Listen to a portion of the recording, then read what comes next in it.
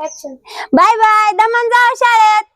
हा अगे सटवे, तुला किती वेळा सांगितलं ग माझ्या सोन्याचं गळ्यातलं आणि साडी घालून रील काढ नको म्हणून.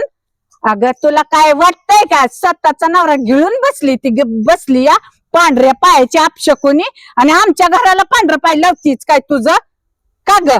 माझा लोक कसला तरी दारुडा हाय, जगतोय 4 दिवस जगू दे की अगं, पण तू अपशकुन करू नको आमच्या घरावर येऊन, तिला पांढऱ्या पाय आणि आमच्या घराला पाय लावू नको अगं.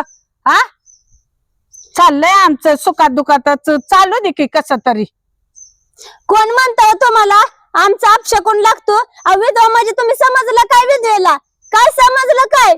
अहो काय तुम्ही कशाचा बी कसा पण तुम्ही तुमच्या ह्याच्यावर टाकताल. 10 रुपये येणाऱ्याला कोणी 10 रुपये सांग, 10 रुपये ते मरणार, ऍक्सिडेंट मध्ये ती स्वतः मरणार, म्हणजे प्रत्येकानं आपापल्या पद्धतीने मरणार आणि तुम्ही आमच्यावर लादणार. कसं शक्य आहे? कशा पाय तुम्ही आमच्या सारख्या विधवांवर करता? का जगू देणार तुम्ही? कशा पाय असली बंधनं लागताय?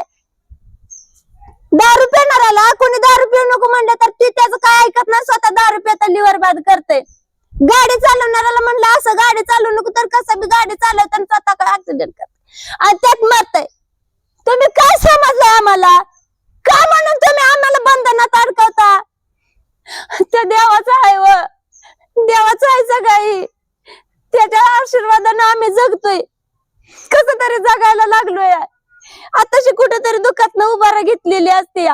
लेकरा बाळांसाठी जगायचं असतं, आम्हाला कोणासाठी नाही जगायचं. व तुम्ही कशा पाय आमच्या सारख्यांवर लादत आहे बंधन? काय मिळतं तुम्हा सगळ्यांना हे बंधन लादून? अहो कोणासाठी कोणी नटत नाही व स्वतःसाठी लढतय. जन्म घेतला, श्वास चालतो, आम्ही पण जगतोय, मग का कोणासाठी नटत बसायचंय?